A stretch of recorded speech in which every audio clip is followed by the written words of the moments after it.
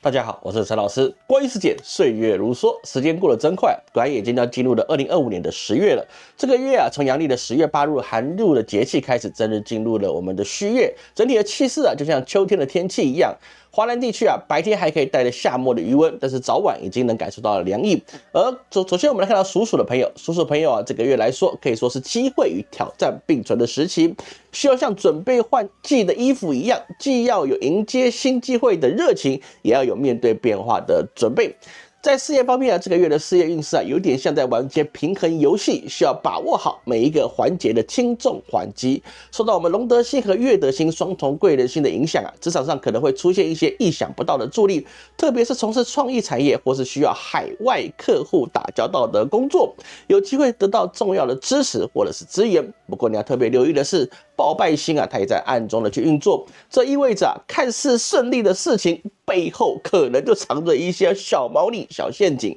例如啊，在合作方洽谈的时候啊，对方口头承诺的条件啊，可能会在正式合约里面出现一些变化，或是团队内部啊，对于专业的进度的认知有落差，导致啊后续执行的问题。建议啊，在每个重要决策点都留下了明确记录，像是会议记录要请与会者去确认签名，重要的邮件呢要设定已读的回条。与其的着急推新专案，不如把现有的工作把它做到位，这样反而能为未来打下更稳固的基础。整体而言，事业运属于中平。在财运方面啊，这个月的财运就像秋天的天气一样，时晴又时雨，需要随时做好的准备。在正财方面呢，过往的努力啊是有机会在这个月让我们可以看到回报的，特别是跟业绩相关的奖金或是一些专案的尾款，可能会比预期中更顺利的入账了。但是啊，偏财运啊就要特别小心跟谨慎了，小耗星的影响会让人容易产生一些冲动消费的念头，像是看到限量商品或是季节性促销，可能会因为担心错过优惠而做出不理性的购买决定。而在投资方面呢，更要保持着清醒的头脑，对于那些聆听起来看太过美好的投资机会，天上掉馅饼了，最好先停下来多方求证。这个月比较适合进行财务的整理，比如检视现有的保险规划，或是调整投资组合的比例，这些务实的动作反而能带来一些更长远的效益。整体而言，财运属于小凶。而在感情方面啊，感情运势这个月就像秋天的微风细心吹，需要一点细心的感受才能体会到其中的温度。单身的朋友受到红鸾星的影响，社交活动可能会变得比较活跃一点，有机会在进修课程或在朋友聚会中认识一些新的朋友对象。不过要注意的是刚开始认识的这种美好印象可能需要时间来验证，不要太快投入全部的感情。有伴侣的朋友这个月要特别注意生活细节的磨合，比如说我们家务分工呢、作息时间的差异，这些小事可能会成为引发争执的导火线。与其要求对方完全的配合自己，不如试着找到双方都可以接受的平衡点。找个周末一起做些轻松的活动，比如说到郊外走走或是一起准备晚餐，都能够帮助增进彼此的理解。整体而言，感情属于中平。而在健康方面健康运势这个月特别注意季节的转换带来一些影响秋天的燥气可能会让呼吸道会比较敏感一点，容易出现干咳或者喉咙不适的状况。建议可以随身携带一些温开水，保持我们的呼吸道还有喉咙的湿润。而在肠胃方面也要注意，特别外食要注意食物的新鲜度，避免油炸或者过于刺激的食物。对于经常久坐的上班族来说这个月特别注意腰椎的保养，早晚温差大容易让肌肉紧绷。可以在办公室准备一些薄外套避免腰部直接受凉。另外这个月也适合培养规律的运动习惯，比如说每天我们散步30分钟，就可以让我们活动筋骨，也可以帮助释放压力。整体而言我们健康运属于中平。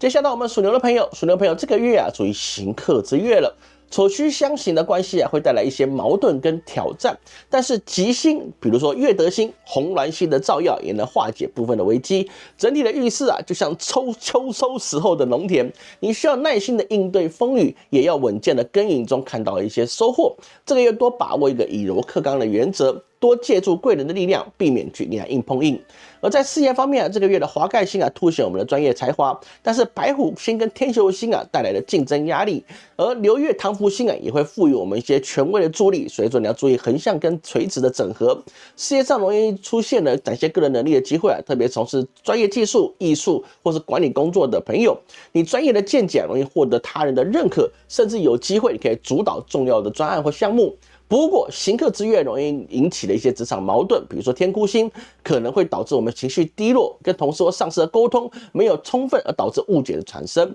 建议这个月你多低调行事，专注于本职工作，有话好好说，避免卷入是非。整体而言事业运属于中平。而在财运方面这个月的黄繁星还有流月小耗星也会让我们的财务也会有一些小破财，但好在我们月德星能够提供补救的机会，我们正财的收入会因为事业的稳定而保持了比较好的平衡，但是意外的开支可能会有些增加，比如说东西有些坏掉医疗费用或是一些额外的社交费用，所以说我们需要去注意我们的预算的把控。而在投资理财部分要特别谨慎一点的，高风险的项目容易会因为市场的波动、环境的变化而产生一些亏损。这个月比较适合进行保守的财务规划，比如说你储蓄或者保险之类的。你尤其注意的就是你不要冲动消费，因为流月的板安会让你比较冲动一点，而且它也可能带来一些额外的开支。所以说什么钱你都要有一些规划，你再去支出去，你一定是要量入为出，然后看出来去决定你要存下多少钱。最好是你先能够存款，我们再去想要怎么去花费，这是很重要的。整体而言财运就比较偏向于小凶，需要守成是很重要的哦。而在感情方面流月红鸾星带来一些桃花的机缘，但是我们的天孤复星可能让我们引起一些情绪上的波动，所以是说你会觉得是说这个真的是这样吗？他是不是在整我，对不对？加上又有阴杀星会有一些别人跟你讲他在骗你的，他根本对你不是真心的。其实感情这个东西你是必须要自己去了解，自己去体会的。好与不好不是你闺蜜或是你兄弟来跟你讲的算，你自己觉得可以也是最重要的。就像拼图一样，哪个拼图是最好拼的？没有，你适合你的东西是最好拼的嘛。所以说感情它是需要信心的经营，这是比较好的。而单身的朋友容易透过社交活动或朋友介绍认识到新对象，但是进展会比较慢一点，你要先懂得认识，我们再慢慢一步一步往前嘛。而已婚有伴侣的朋友要注意阴杀星的影响，日常相处容易会一些小事的纷争，比如说你财务或是家事的一些分担所以说我们可以怎么样呢？除了沟通之外，我们可以多安排一些温馨的互动比如说我们一起准备晚餐或者是我们一起出去逛逛街压压马路聊聊天散步都是很好的办法。但那些时候我们可以用心的倾听伴侣的心声比较可以维持我们的感情稳定。记得我们这个月是刑克我们很容易因为小事情就放大一些矛盾，要真的是要有耐心沟通真的是关键。整体而言感情属于中平。而在健康方面这个月有黄繁星跟流月的食福星跟飞刃星去结合，健康运势这是要警惕一点的，因为我们秋季的天气变化大，会让我们的呼吸道或是消化系统出现一些比较不协调的地方，比如说你感冒或是病毒性的肠胃炎。而在天孤星之下，可能导致我们一些精神比较没有太多抵抗力，我们因为很累，就因为一点小事我们可能就泪腺崩溃，或者觉得情绪有点崩溃的感觉，而导致我们连睡觉都睡不好。所以说建议我们还是要怎么样呢？自己强迫自己作息要规律。那我们吃东西不要去吃一些生冷食物或是一些麻辣锅这个月你可能顶不住。而在流月飞刃星也会让我们有一些小小的血光之灾。外出跟运动的时候你要特别去注意，不要边滑手机边走嘛这个是比较有一些危险的。那这个月你还能够做一些比如说瑜伽或是散步那些都是很好的，注意给自己良好的压力释放的空间那对整体的运势都是有提升的帮助。整体而言健康运属于中平。接下来到我们属虎的朋友，这个月我们属虎的朋友属于福星高照，但是有一点点小小的一些考验的月份。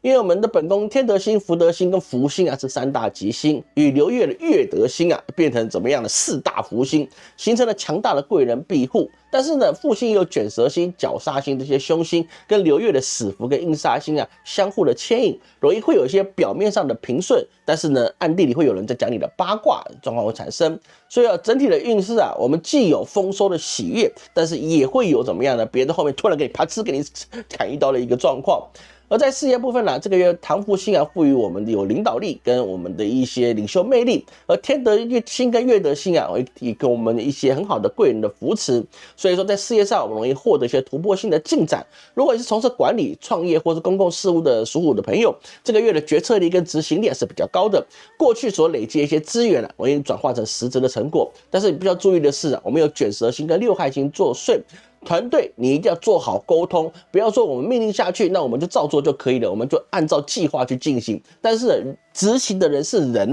对不对？它是人去做的，它不是 AI 去做的，也不是机器人去做的。所以是说，当你一个态度过去的时候，对方可能觉得你是在威压我，还是你故意怎样怎样的，你是不是很显摆，对不对？讲的都很好，做的时候好像我是你的怎么样，你的马仔啊，所以就容易产生一些误解啊。这个去注意沟通的一些心情跟管道。而在重要文件部分呢，你要反复确认啊，避免一些六害星让你细节疏失，引发了后面很多连锁效应。所以说整体而言呢，事业运属于中级。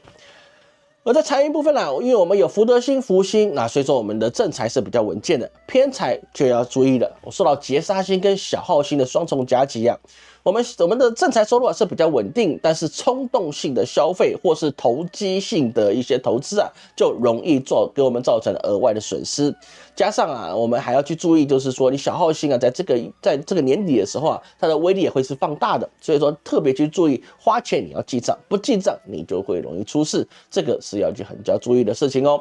而在另外一部分呢，如果有人找你去做异地合作或投资啊，你要去评估一下风险啊，这个是有一些危险的地方。那能的话，这个月你做一些财务规划，把你一些负债能够提早还掉，先还掉啊。所以整体而言呢，我们财运也属于中级。接下来我们看到感情的部分呢，这个月有红鸾星，让我们的桃花运开始朵朵开了。单身朋友容易透过工作场合或是进修活动啊，我们可以认识一些新的朋友啊，不一定是对象，新认识的机会。但是有阴杀星啊，可能会引发一些暧昧的纠葛，需要保持一下我们边界感，那是很重要的。而已婚有伴侣的朋友啊，受到天德星的庇佑啊，家庭关系是比较好的。但是啊，绞杀星也在潜伏在里面，有一些小小鸡毛蒜皮的事情啊，容易让对方跟你产生一些情绪上的一些想法啊。比如说什么叫情绪上的想法呢？明明就是鸡毛蒜皮的事情，你说出来的人也不大啊，可能就多拍你一下，或多打你一下，或多讲你两句话。但是呢，平常是没事，但是这个月就觉得啊，没事，对，这家都没事了。但是我怎么人一时风平浪静，退一步乳腺增生，对不对？本来没事的，然后呢，就越想越有事，这个就是一些流月的状况会影响到了。所以多跟伴侣去沟通啊，有时候啊，真的及时的去止损或及时的去哄好，那是比较好的。所以整体而言呢，我们感情属于吉。而在健康一部分呢，我们死福星、飞刃星会让我们健康是比较有一些隐患的，因为我们秋季气候容易引发一些呼吸道系统或是一些旧疾复发，工作压力也会让我们睡眠的可能品质不是很好，导致我们一些肠燥这个容易拉肚子。所以说我们的规律作息还有饮食的平衡呢，那是很重要的。那当然也要去注意啊，劫杀星啊，所以你驾驶或是运动的时候，你要集中精神啊，不要滑手机，容易出问题。那这个月也适合做一些瑜伽或是一些体操，来去做一些让筋骨伸展的方法啊。对长期而言呢，这点健康是比较好的。所以整体而言呢，我们健康运属于中平。接下来到我们生肖属兔的朋友，在事业上啊，属兔的朋友有禄勋星来动我们的官禄宫，所以是说啊，事业发展迎来稳定的成长期，过去累积的专业能力啊，容易获得实质的回报。而八座星可以增强我们的管理效能，团队协作也是蛮顺畅的，尤其适合完善现有的业务流程。但是呢，也有天狗星啊，它会产生一些变数，所以是说你每一件事情啊，如果它是比较大的方案，那么你一定要有 Plan B， 你要有的什么后续的准备，那就知道是说，哎呀，我这个如果不行，我什么东西赶快可以替代。而在我们的电子档案部分呢，你要去做尽好备份，不要说，今天都存好了，对，存好了，但是你可能这个载具坏，比如说你的随身碟坏了，或是你云端，它可能是到期，结果它的过期的部分呢，你超出额度部分都被删掉了，就是不是就有点可惜了？而在另外一部分呢，我们流月唐福星啊，可以强化我们执行力，但是避免让你过度扩张资源，因为呢，你现在有这个能力，你扩张，但是不代表你之后也有能力去维持。开创是一回事，维持又是另外一回事。所以说啊，在这个月啊，宜守不宜攻，我们深耕现有的领域啊，比开拓你新战场或新市场还更加重要的。整体而言，事业运属于中平。而在财运上啊，禄勋星护持了我们正财，薪资收入或是业绩奖金啊，都是还蛮不错的。但是要注意啊，这个月流月有小耗星，小耗星会让你产生一些不必要的一些消费，比如是说啊，今天去唱歌可能预算3000块，但是谁知道呢？一嗨起来，朋友叫来，酒开起来，结果呢就变成3万块了啊！这个要去注意，你自己在享受的时候啊，你一定要做好冷静啊，开心归开心，但是你开支要有度啊。另外一个部分就是灾杀星会干扰我们的偏财，所以说这个月不适合做高风险的投资，会让你顾此失彼啊，这个没顾好，那个也没顾好，导致了一些损失的发生。所以整体而言呢，我们财运啊，还是可以属于小吉，但是真的是要注意一点了。而在感情方面呢，这个月流月有红鸾星啊，让我们桃花是比较旺盛的。单身的朋友可以透过一些学习进修场合，我们可以认识一些新对象。但是呢，流月的阴煞星啊，容易会需要去观察对方到底你是不是有心要去经营这段感情。有时候我们只是当好朋友是可以的，当成情人就变成怨侣。所以说呢，这还是要去了解一下不是说我们聊得来就一定是当好情人，然后这个不一定这人身上的事情就是说我可以当朋友，但是我不能当情人，对不对？那有些当家人，但是你不能当部属这个都是就大家差别，好吗？而对已婚有伴侣的朋友来说家庭关系非常和谐，我们可以一起参加一些文化活动，可以增加一些我们家庭的温度。但是你要注意有吊客星我们要注意家里的长辈的健康问题去看看他有没有什么样的一些需要有时候长辈不会说嘛我们去了解一下。整体而言我们感情运还是蛮不错的，属于中级。而在健康上这个月有死符星与非刃星的凶星我们会给我们造成比较大的影响。我们意外伤害、血光之灾的问题是比较多的。如果你从事机械操作或是交通行业的，你要特别去小心。而又有灾煞星给我们加剧的时候所以说我们在运动的时候你要去注意你自己的安全。有时候我们要注意别人的不小心比如说打篮球没什么事，但旁边的人在丢铅球，对不对？他就丢出来 K 到你夸张了，但是差不多的意思我们要去注意别人的不注意小心别人的不小心，这个是一个很重要的关系。那另外一方面因为这个月有吊客星的影响所以说我们尽量减少出入医疗院所，除非你生病了如果你是探病的话，这个月最好是不要不然的话容易受到传染。那家里也是要注意你的温差不要过得太大不然你容易早上起来打喷嚏之外晚上睡觉可能会被冷醒或者热醒因为南北半球不一样嘛。所以整体而言健康运属于小凶那你真的是要注意接下来到我们属龙的朋友，属龙的朋友这个月是属于什么样呢？该怎么去形容它呢？叫做冰火两重天。因为我们流年有天喜星遇上了我们这个月的月德星应该是好运是连连的。但是这个我们属龙的遇到这个虚月，它是属于怎么样？是属于刑克的。所以说呢，就怎么样呢？就好像你开的是法拉利，开的是一个超跑，结果遇到的是一个塞车的状态。所以说你这个状况呢，你有心你也不容易去发挥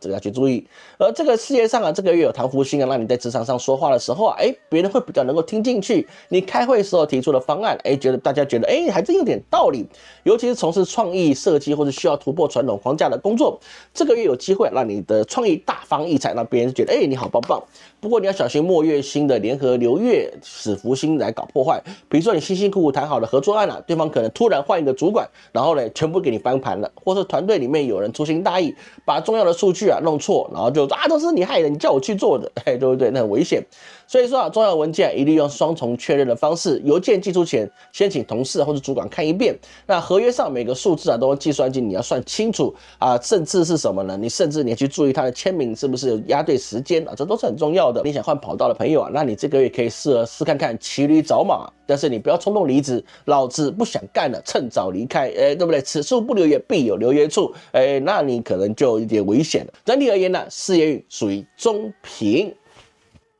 接下来在财运部分财运部分有点像做什么呢？有点像做营销飞车了。为什么？因为这个月的小耗星力量是遇到我们属龙的朋友真的是发大威了，很多意外之外的开销比如说手机突然摔坏了，对不对？然后结果呢不是换贴膜是换萤幕，对不对？那就你就影响就很大了。或是家里就临时需要一笔医疗费，或是呢你忘记缴费就来一个罚款。那最重要的事情是这个月最好还是说你整个投资的开支不要超过你总仓的 30% 你只要超过了，无论是做什么事情你都容易变成反转，那这是比较不理想的部分。所以说整体而言这个月的财运是有一点点偏向小凶的一个部分了。接下来我们来看到感情部分在感情上这个月流月它是会有红鸾星来给我们做影响，但是呢单身的朋友你要去注意我们可能会认识新的朋友，或是跟旧的朋友产生了一些不一样的一个情绪，但是他到底适不适合你，你自己一定要透过慢慢的去交往来，那是不一样的。有些时候做朋友不但是很好，那刚开始我们去约会的时候感觉也很棒，但是呢这个是在初期三观你还不是很磨合的时候你都觉得很好，但是讲到一些比较敏感话题的时候，有些人就翻桌子了，比如有人讲到政治啊，或讲到历史啊，或讲到家人啊，你是完全不能踏过这个所谓的这个樊篱的。那但是你觉得关系很好，我们无话不谈，不行，有些时候就是会这样。那我们慢慢的去交往啊，慢慢去了解，你再要不要去突破友达以上恋人未满的一个状态，然后这个是一个很重要的状况。而如果是新朋友介绍的，那你要去，如果他一直跟你问你的收入状况啊，或是你总是在半夜在约你出去啊，你要注意一下啊，这个大部分都是有问题的，好吗？而在另外一个部分呢，在已婚有伴侣的朋友啊，你可能是说，在回家就瘫在沙发上玩手机啊，无论男女朋友或是夫妻啊，煮好饭啊，或是做好事情啊，叫你都不理，因为你实在太累了，或是你真的也没有听到，那这种啊，就容易让对方觉得很心寒，你回来到底是来干嘛的？我是请个爹还是请个那个妈祖婆再回家顾呢？对不对？那大家就觉得感情是不好，不会跟你吵，但是就容易会有一些冷战，那就还蛮糟糕的。所以说回去啊，先给伴侣抱一抱，讲讲话，然后呢，你要休息，你就跟他讲，我想去休息一下，可不可以？有没有需要帮助的？有时候先沟通啊，先示好，然后再休息，其实花不了多少时间，但是对方会觉得是说啊，你给我一定尊重的，那么你要做什么事情，我尽量配合，当然不是一定都配合，但是我尽量配合。有时候啊，就是透过这样子的沟通，那就像煮汤圆一样，我们慢慢来啊，有一些甜甜的味道，那这样子才能够家庭更好。整体而言呢，感情属于中平。而在健康上啊，这个月有病符星跟非刃星前后夹击啊，这个月简直是身体一些比较重大的一些问题。首先要注意当然是交通安全啦，所以你骑车开车的朋友啊，你真的是要小心一点。那如果你是开车的，你要去注意你自己的车的后车厢，你有没有那个三角锥啊，或是那个反光板？如果哪一天你真的不小心，真的发生了一些小小的故障，临时停下来稍微维修一下，那么这个东西就可以保护你的安全，这是很重要的。不要说我那个牌子我都粘在那后车厢上面，都打开来就看到了，没有按规定啊，它就要离你100公尺的地方放啊，这样你才是比较安全的。就算在市区里面，至少要离你20公尺嘛。但是你没有，那别人就可能会跟你发生一些意外，有时候就变成别人的不小心，你自己不注意就发生了一个事情。毕竟是刑克之月啊，什么事情啊都可能会发生。另外一部分呢，你出去的时候你要戴口罩啊，你要戴好这个防疫措施啊，避免被传染流感啊，这个是一个很重要的状况。所以整体而言呢，你的健康运啊，在这个月啊会属于比较偏中凶。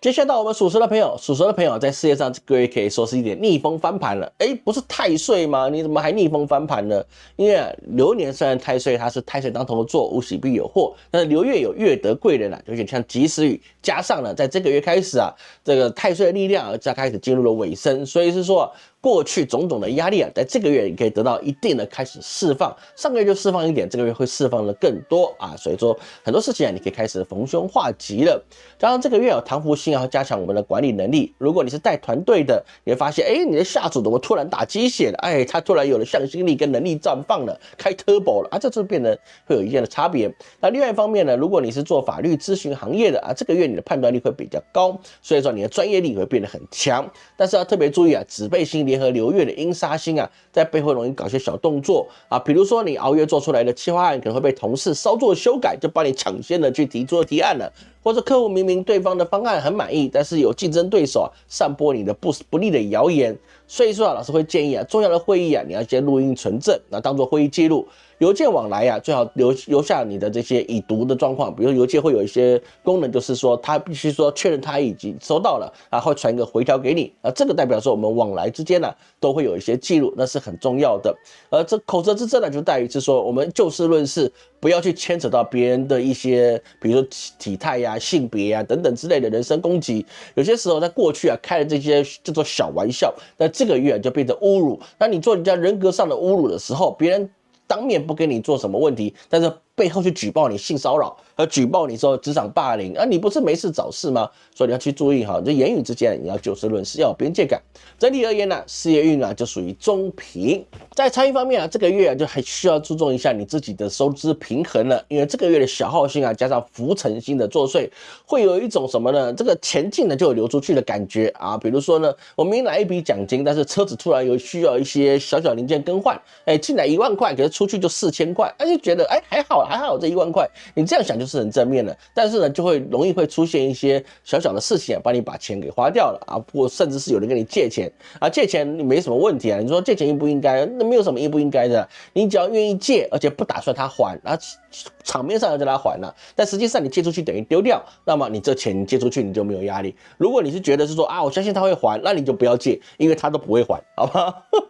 借钱都是一样嘛，站着借钱，跪着讨债，都是这样子的啊，要去注意。另外就是注意你自己的流水开支啊，有些小小的一些订阅制的东西啊，你没注意啊，可能就每个月几百块，但是你没注意到，一年就是几千块，那几千块拿去吃饭不是挺爽的嘛？拿去一些没有用的订阅了，不就没有用了吗？啊，这要去注意到的。投资的时候啊，有地杀星啊，会有地雷效应，意思就是什么呢？你觉得很好的东西，你去投，它就突然变得不好，然后呢，你一出场它就好，你这个月就是反指标，所以这个月啊，你不要去投资啊，投资就容易成为反指标。那你不投资，储蓄起来，那就是最好的理财活动，要去注意这些事情哦。整体而言呢，你的财运啊，属于什么呢？属于小凶，有点像那个水桶漏水啊，一直加，但是离满还是有点距离啊，这个是有些压力在的。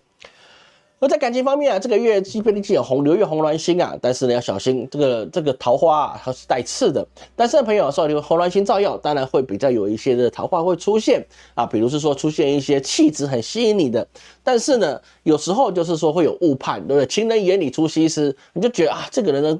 不笑起来感觉就是有点高冷的美女的感觉，或者怎么样的，是霸道总裁，对不对？但是因为你跟他不熟，所以你就觉得他是那个高山冰山美人，还或者是霸道总裁，但实际上呢，他可能在私人地方是反过来的，所以不要只看外表啊，不要只看第一印象。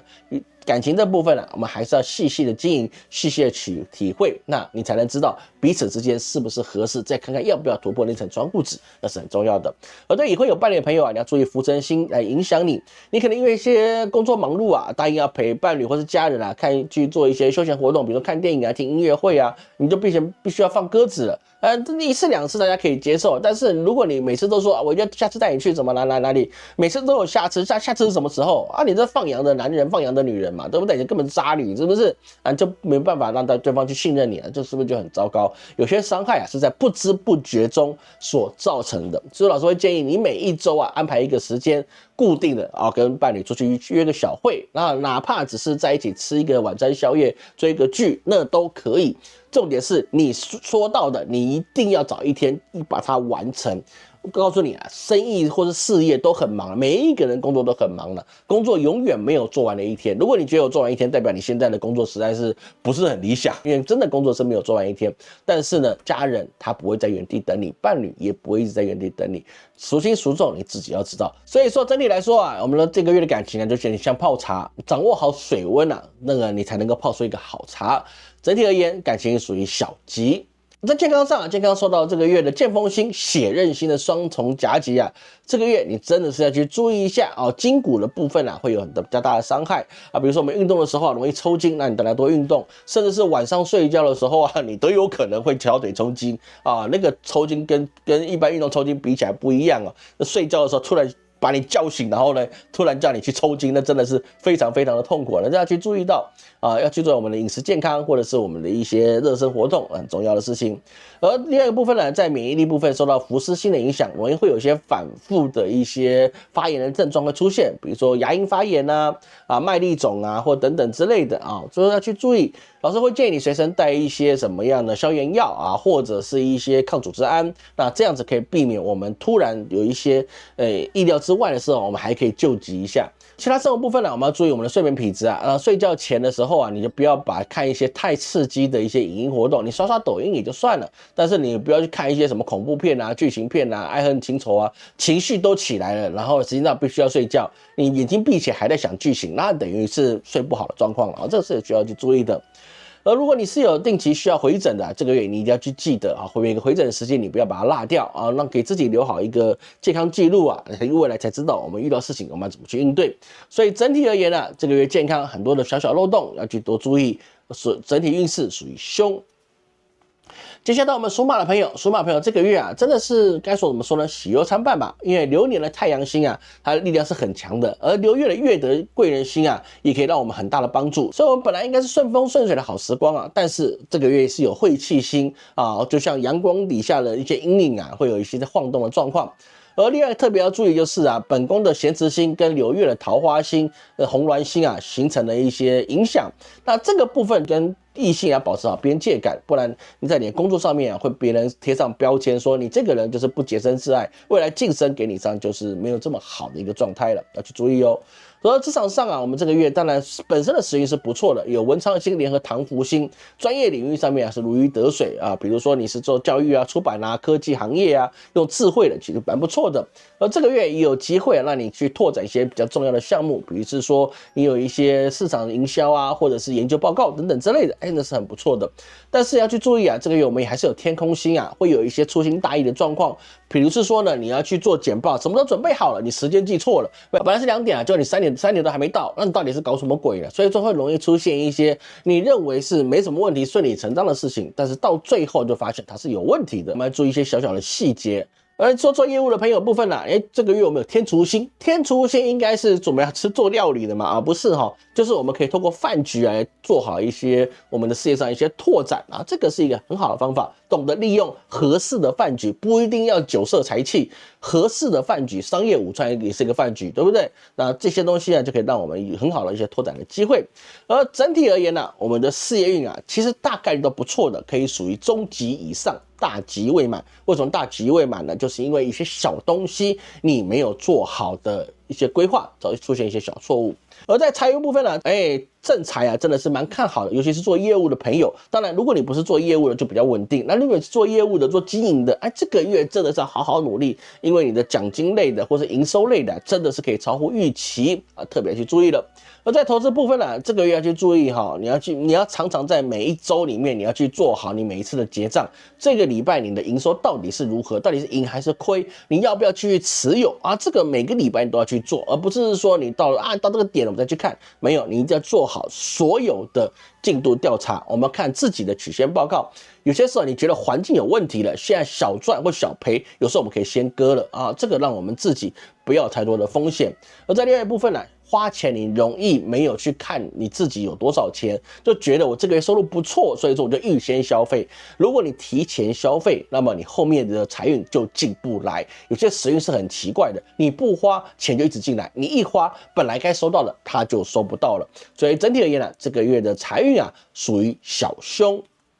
而在感情方面这个月毕竟是有一些桃花星，加上我们本身的咸池星但是要去注意这个美丽带刺的东西也就是说你职场上的边界感，如果你没做好，就容易去影响你的事业，影响你的口碑，影响你的所有人际关系。所以说你已婚未婚你都要去注意，不要没有边界感，你没有边界感，别人对你就没有好感。不要说把那个下流当有趣那个粗俗当幽默，这个绝对是错的。而对已婚有伴侣的朋友来说你要注意晦气星造成的小摩擦，可能因为我们工作真的很累，然后我们就对伴侣没有耐心，那这样的情绪累积会容易让我们讲话会容易毛毛躁躁，或是就容易大声一点对不对？那震耳欲聋的沉默有时候也会出现。所以说好好的沟通，有事慢慢讲，你的伴侣不应该因为你的情绪或者你的压力而买单。人就是很奇怪，总是想把自己的情绪向自己最爱最亲的人去发泄，那不是很糟糕吗？而最重要的事情就是你每个礼拜安排一天就是至少进一个手机或是那个平板静音日好好的跟伴侣跟家人好好的去相处，哪怕一周只有1天，也好过于拿理由去搪塞别人，你就人家会觉得你是把家里当作饭店，是不是？那就很糟糕了。所以整体而言我们感情运是需要一些细心呵护的状况，我们让这个桃花才能够绽放，属于中平。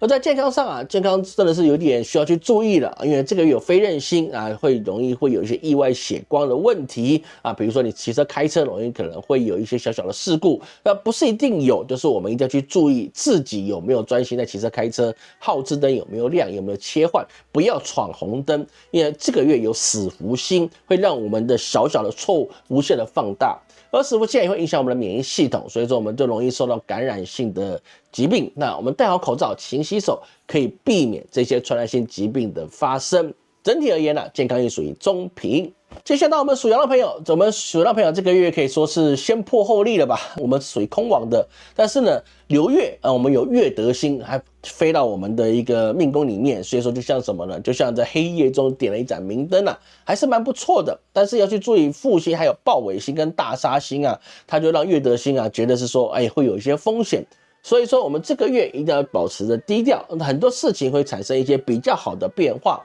这个是还需要2个月的时间，我们才能够脱离这个空亡小队的这个状况存在。而在事业上啊，这个月当然有点水逆的感觉了啊，因为我们本身是空亡嘛，那但是我们有唐福星跟月德星去给我们照耀，在努力之中，我们还是会有一些对等的收入。那尤其是你从事一些精密的配合工作啊，比如说你会计的审计啊，年底要审计的软体规划啊等等之类的，会因为你自己这个月的用心，发现了一些关键的一些小错误，而能够及时的把它化解，让团队或是公司或是其他衍生性的问题，可以在这个时候我们就把它消灭，这样子我们可以立好我们的口碑跟专业的态度啊，让这个大家觉得说，你这个人真的是非常细心啊，你真的是很有能力的。当然也要去注意啊，我们这个月有地上星啊，容易会引发一些合约的纠纷，所以说每一件事情都要仔细，尤其是合约。如果你是业务同仁啊，需要负责签约的，或者你是 HR 你要去做人力的劳动契约的，你要去注意有没有合适，还有时间有没有压对。有些时候明明不是今天，你却要说我们先写明天或写过去啊，出现了一个时空穿越的一个日期，它就突然会出事。所以说千万要去注意，一定要特别小心你这些小细节要去了解哦。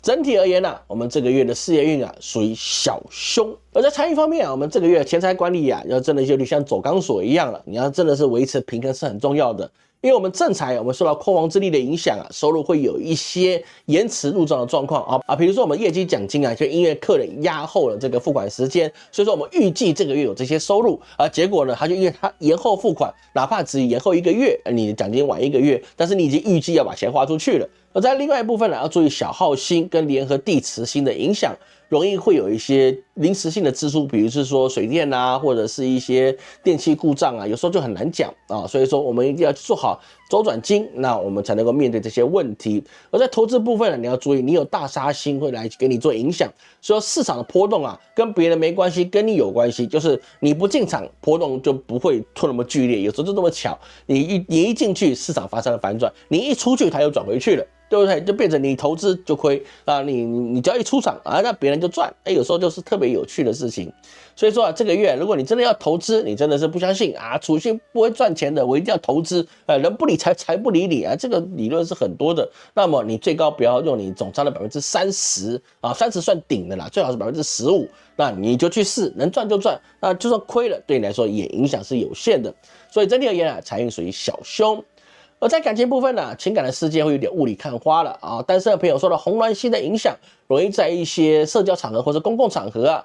看到一些看对眼的人，但是你敢不敢去搭讪呢，就是另外一回事了。而阴煞星会让你就有一些天上掉下来一些桃花，但是你要去注意，10之8九是诈骗啊！你只要是天上掉下来主动对你示好的，我们这个月都不要答应，当朋友可以，其他什么事情你下个月再说。没有人会突然跟你讲，我真的好喜欢你，真是人中之龙，女中之凤啊！这个事情你就不要去想了啊，通常都是杀猪盘的。而对已婚有伴侣的朋友啊，你要注意豹尾星所引发的一些，你不要把旧事重提，旧账新翻啊，那个是不好的事情。有些事情啊，过去就过去，它是一个伤疤，你没事把它挖出来啊，你只会让这个争议啊，本来小事情变成大事情啊，那个真的是很不好。所以说呢，吵架归吵架，争议归争议，我们就这件事情吵架，不要说你过去就怎样怎样怎样，所以我就觉得你未来会怎样怎样怎样，哇，这样挖起来，你的秦始皇都要跳出来了，对不对？所以整体而言呢，感情运就属于小凶。而在健康方面啊，身体会有点小小的问题，因为这个月有流月飞刃星啊，联合了飞廉星啊，会我们有一些运动的伤害，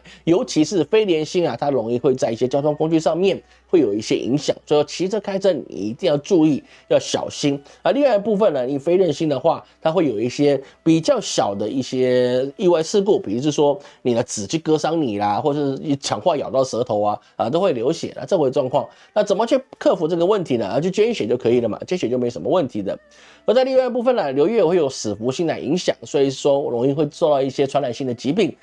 如果你有慢性病的，这个月你要去注意你用药不要断，因为这个月有大杀星，你一断药就容易突然恶化这个是特别要去注意的整体而言呢，这个月的健康运属于小凶。接下来我们属猴的朋友，这个月有一点祸福相倚的一个微妙的状态。为什么呢？因为流月我们有太阴星、岁合星跟天乙贵人星三大吉星的护佑，当然都应该是不错的。但是我们这个月遇到了王神星、三行星的夹击，好在就是我们这个月还有月德星去发挥点作用，去把这一些的凶星有一点给它压制住了。所以说我们要去注意到，我们这个月懂得听劝。别人跟你讲说你要小心的时候，你真的要听进去。我们多做一点防御是没有什么问题的，不要嫌别人啰嗦有时候听人话，吃饱饭，这个是要去注意的。而在事业上职场上面我们是比较可以受到天乙贵人星跟唐福星的加持跟影响。我们从事一些比如说贸易法律咨询或是专业顾问的师资辈的我们判断都是很不错的，因为我们的智慧在这个月是比较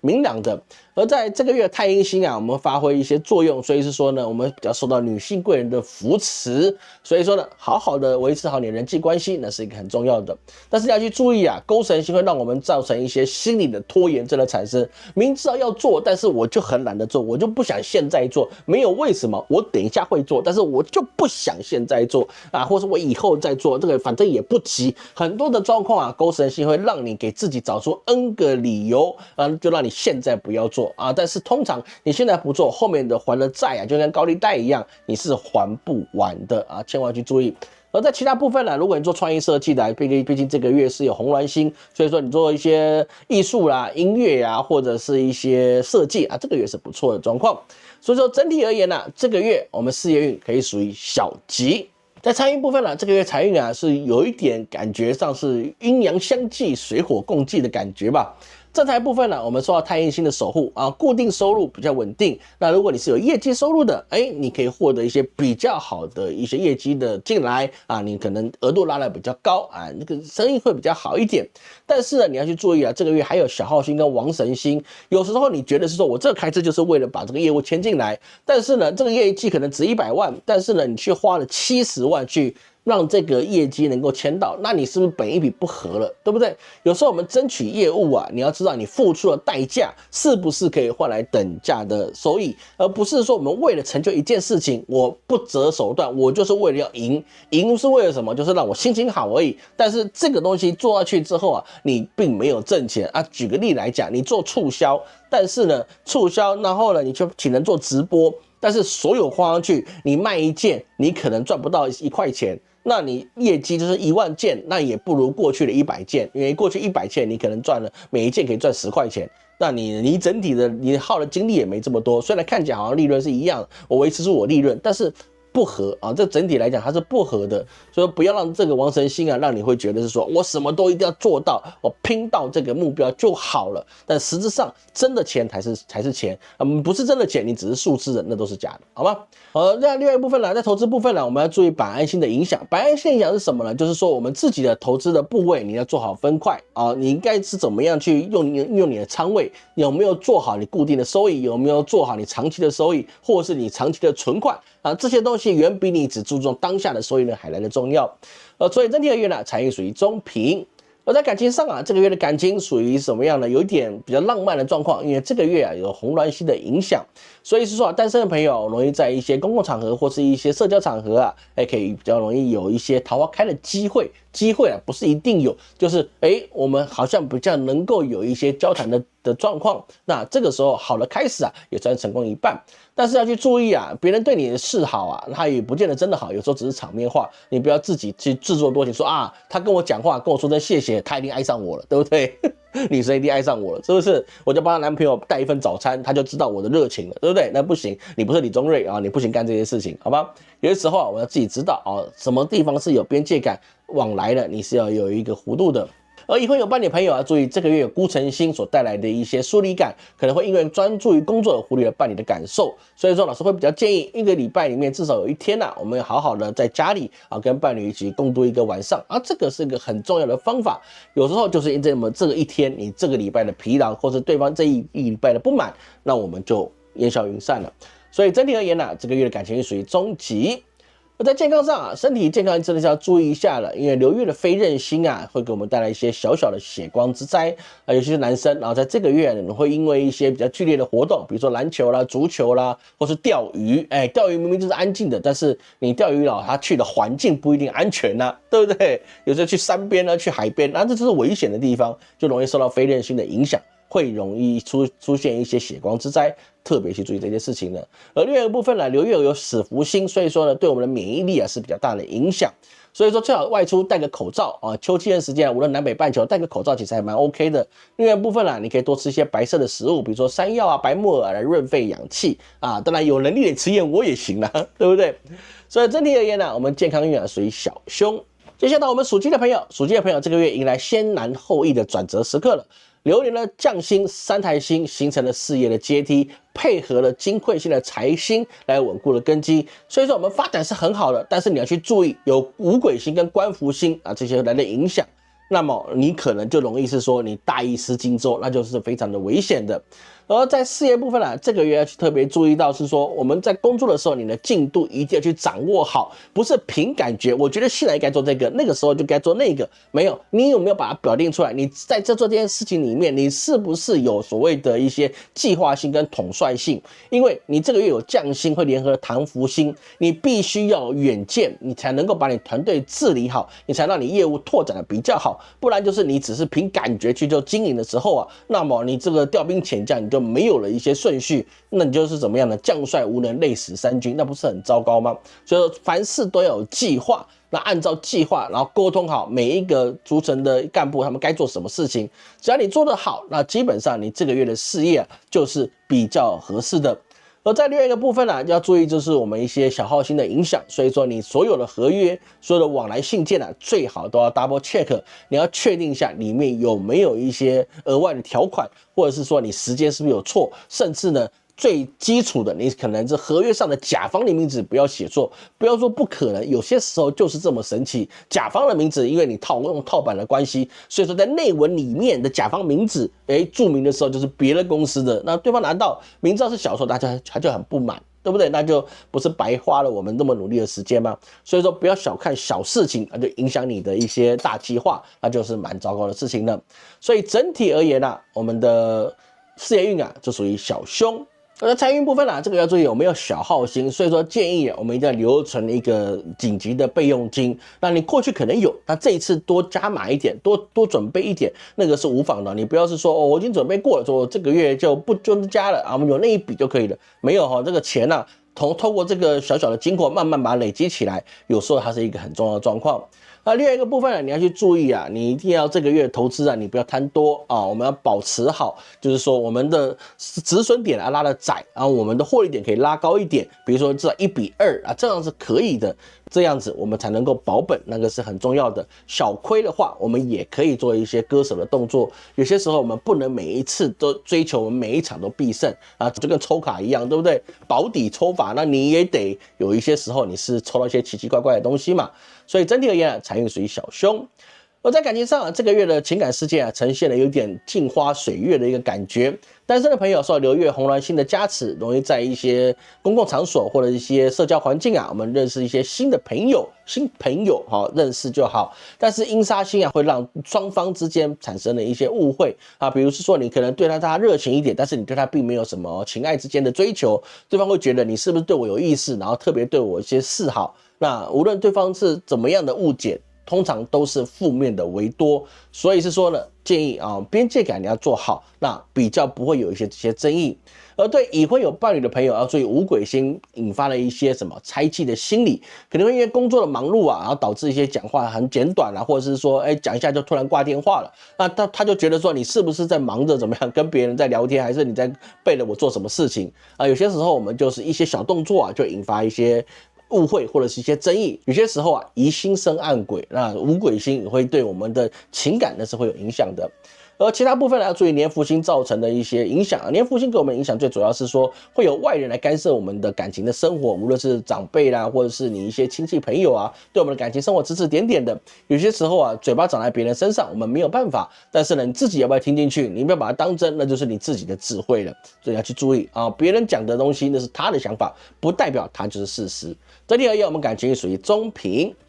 而在健康上面，这个月要注意哈，这个月的工作压力是比较大的，所以说要避免积劳成疾的状况。也就是说呢，工作做有度，晚上不要熬夜的去做。你玩命人干什么呢？你事情永远干不完的。给自己良好的一个下班时间的规划，你自己设定好下班时间了，那么你一旦下班时间，你就心理跟身体都能够从这个紧张感解放了，对你的健康绝对是有一个比较好的影响。而另外一部分呢，这个月有死福星，所以说会对我们造成一些过敏，比如说你有一些荨麻疹啊，或者是一些皮肤的过敏的啊，这个月会比较容易会出现。另外还有破碎性啊，会容易影响我们睡眠的品质的状况，所以说睡觉前呢，我们可以做一些伸展操，洗个热水澡，那拉拉筋，那我们再睡会是比较好的。整体而言呢，这个月健康运啊属于小凶。接下来我们属狗的朋友了，属狗的朋友，这个月是本命月了啊。本命月的话，当然是有一些压力嘛啊，但是呢，我们要去注意，这个月我们本身自己有月德星、红鸾星跟唐福星三大主星的力量去影响。那当然我们就会比较稳定一点，我们要去注意做什么事情啊，我们都要三思而后行，不要冲动。有些事情我们缓一缓再做，慢慢来。是最快的一个做法。在事业上啊，职场唐福星会加持我们的管理能力。我们带团队的时候啊，会比较能够是带心啊，有时候不是只有命令的，有时候我们带心。那一些小小的一些激励的活动啊，会让我们团队的士气变得比较高。有了士气，你打起仗来，那才会有更加的卖力嘛。对不对？这是一个很重要的状况，但是要去注意啊，我们这个月还是有阴煞星啊。如果你没有做好你自己的边界感，或是你用字遣词没有礼貌，你就容易去引发一些流言蜚语啊。有些时候误会就这样产生了。明明你觉得只是开个玩笑，小调侃，兄弟之间小调侃没有什么问题的啊，批评一下啊，你就是安乱要怎样怎样的，所以你才会这样。有些时候啊，兄弟之间觉得没什么，男生跟男生之间没什么，对方就觉得你是怎样拿威势来压我，还是你看不起我，还是怎样的。有些时候边界感不是只有男女之间，有些时候呢，这个所谓的同事之间、部主跟长官之间呢，你也有边界感。你的权力的范围就到这个工作为止，而不是在其他地方。公司不要混为一谈，这个是一个很重要的一个状态。而另外一部分呢，我们要注意就是设计的朋友啊，这个月的因为受到红鸾星的影响啊，你的创意会比较多，要好好把握。整体而言，我们事业运属于小吉。而在财运上啊，这个月毕竟是本命月嘛，所以说呢，我们正财可以维持稳定，但是呢，我们会有一个小耗星来做影响。小耗星给我们影响就是说，我们会有一些意外的支出啊，比如是说突然用啊，电脑坏了，那个硬碟坏了，对不对？不其他坏就算，硬碟坏了，那就出现比较多的一些开支，或者是什么车胎破了，所以说很多事情啊会容易突然的发生，这就考验你平常的时候有没有做好这些周转金的一些准备。整体而言啊，我们的财运属于小凶。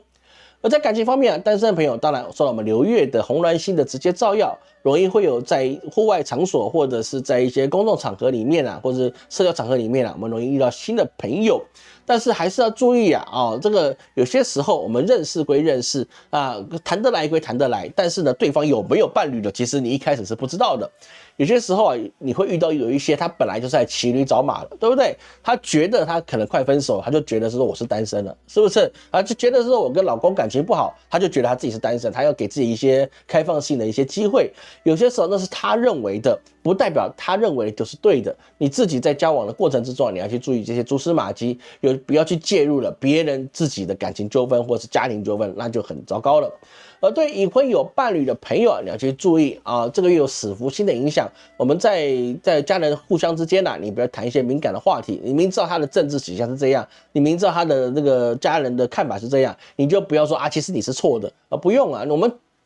伴侣之间、家人之间，我们谈一些共同都认同的、跟我们合的东西就好了。两个人呢，一定会有 A 跟 B 不同的思维的逻辑、不同的方向，不要说硬要让大家想都一样，拿去纠正对方。感情里面，你不要谈纠正二字，这没有所谓的纠正，你只有包容跟接受，还有协调，没有纠正。两个人想的不可能一样。如果你一直觉得想要去纠正对方这个不对的想法，因为不合理，那么你就不要谈感情，那是一个错误的状况。所以整体而言呢，我们感情也属于小凶。那健康上这个月要注意有非韧性的流月力量给我们做的影响，所以说如果你在进行一些园艺啊、手工艺啊，或是 DIY 在操作的时候啊，你要特别注意安全啊。有一些比如说做一些电器的时候，有些绝缘手套啊，或者是说你安全绳啊，那些该做的事情你要去做，不然的话，死福星会觉得是说你不爱惜你自己的健康跟生命，那么我来好好的关照你一下，那不就是很糟糕的事情了吗？而在另外一个部分啊，你这个月的饮食啊要注意要清淡一点啊，避免是说让你身体负担过大，那你下个月就要开始还债，那是比较不好的。所以说尽量多吃一点清炒的蔬菜，多喝白开水啊，让身体也开始做好代谢，那也是很重要的。整体而言呢，我们健康运属小凶。接着到我们属猪的朋友，属猪的朋友啊，这个月已经到了年底了啊，我们岁破之年啊，也快要去度过了，对不对？所以说啊，真的是该怎么说呢？熬了一年了，也接近到尾声了。但是还好，就是我们这个月啊，会有月德星来去帮助我们来化解一点我们的岁破上的压力，这个还是算不错的。而在事业上啊，职场上我们会有过印星配合了我们流月的唐福星。如果你是公职人员、法律从业人员啊，我们就可能会处理到一些比较经典的案例。那经典案例就是说呢，它可以对我们后面的工作会有一个标杆性的，或是会有一个指导性的状态，所以说啊，工作上你要特别去注意每一个细节。而另外一部分呢，如果你是在重要会议之前呢，你要做好我们的服装仪容的准备，所有档案你要事前准备好去检查，还有你的载具或者你备份是不是有些时候啊，就容易透过这些大号星的影响啊，明明你什么前面都做好了，结果你的这个载具没带。没带就是说我放在公司啊，回去拿就好，一回去拿2个小时，那你开玩笑，那你准备几个月的东西，到最后一刻都没了，不是很糟糕吗？或者是说怎么样呢？就是突然有人在你走过的时候，咖啡突然到你电脑上面，你没做好备份，那也不是也糟糕了嘛？说岁破大号在年底虽然有贵人来化解，但是我们可以做到的事情，你应该特别小心。而如果你是做创业工作者的啊，我们有红鸾星，红鸾星啊，它不只是感情之星，也是一个思维之星，它可以让你的思维更加的跳脱出过去的一些窠臼，那是一个很不错的。但是你的想法很先进，你可以先记录下来，你要先符合甲方的需求，然后呢，我们再去做一些备案，我们做一些额外的设计当做存稿。那这个以后在你运气好的时候，可能对你来说是一个非常好的一个作品准备，那是很重要的。整体而言，事业运属于中平。而在财运上啊，我们受到驿马星的带动啊，我们会有多一些外派呀，或者是差旅费的增加。但是我们这个本命有大号，加上流月有小号，大小双号都给耗光光了，所以这个月破财或是超支的状态就很容易会出现。所以这个月第一个，你收支要有度之外，你不要买一些重大的开支，买房买车就不要去想了，大额投资你也不要去干。小号加大号，你还告诉我是说你要投资想赚大钱？有了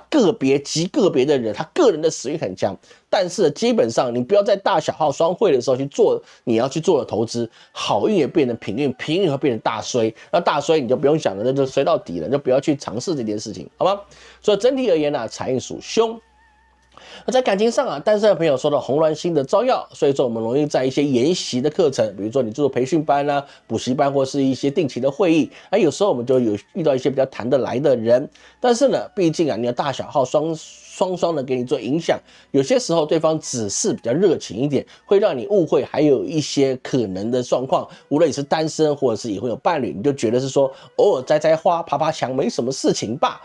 就是会出事。大小双号加上红鸾星，就会把你引诱到这个如地狱般的深渊，深渊自己只能往上看，代表你出不来了，这是很重要的一个状态，所以要注意好你自己的边界感啊，有遇到喜欢的，遇到谈得对的，我们先保留好边界感，有什么事情慢慢往来，下个月再说，甚至是明年再说都没有什么问题。有缘千里来相会，你还担心你错过了这一次以后跟他再也见不了面吗？不会的，真的有缘，我们留下联系方式，偶尔聊聊天，那 OK， 不用急的去往上进一步。如果他本来就被别人追走了，那你就再快，他也是被别人追走。有些时候我们就要做好。先不要在不好的时间我们太去进步啊，时间要对，天时地利人和我们都要去掌握住，那是一个很重要的。所以整体而言呢，我们的感情运属于中平。最后我们看一下健康健康这个月的死符星的力量配合大小号的力量去影响，所以说这个月健康是比较虚弱的。那有一些你有救急的啊，比如说一些过去可能得过癌症，或是肾结石，或者是一些慢性性疾病的，这个月都容易变得比较严重，所以说你一定要作息的要良好，你不要，尤其是不要熬夜，当然也不要去做暴饮暴食。这个月就是万全的低调，你就是要吃的清淡，作息一定要好，睡得一定要饱，戴好你的口罩，饭前要去洗手，饭后你要去漱口，这么简单的事你去做，大小号这个影响对你来说就几乎是没有。但是你一不注意就觉得没什么问题，我觉得我现在很好，他不觉得你就会出事，好吗？所以整体而言呢，你的健康也属凶，但是如果你真的做好你自己的防御措施，做好你自己的一些隔离，那么它就属于中平。好，那么以上就是我们2025年12生肖的流月运势解析。时间到了阳历10月，2025年光阴似箭，岁月如梭，咻几年就过去啊！那各位要去注意，在年底之前啊，其实我们世界还是也会有一些重大变化。这还是要跟各位提醒，任何状况之下，你都不要去做扩张，不要买房，不要买车，不要投资，你也不要去开公司。很多事情我们先过了今年再说，任何大的变动都在年底，不会比较好。赤马红羊年就在眼前，你没有准备好你自己手中的筹码跟资源，你如何面对赤马红羊年呢？记得赤马加红羊那是2年。你现在觉得 OK 的事情，你真的撑得过2年吗？所以趁和平岁月，趁你还有能力，不要多花钱，你只应该把钱花在你的智慧里面，就是学习社会性技能。老师刚好有开课，对不对？我们有开八字跟风水来学一下吧。但是其他的也可以，多给自己多一些对老百姓有用的社会性技能，对你的赤马红羊年一定会有一个人生上的最好的保障。感谢各位今天收看，我是陈老师，我们下次见。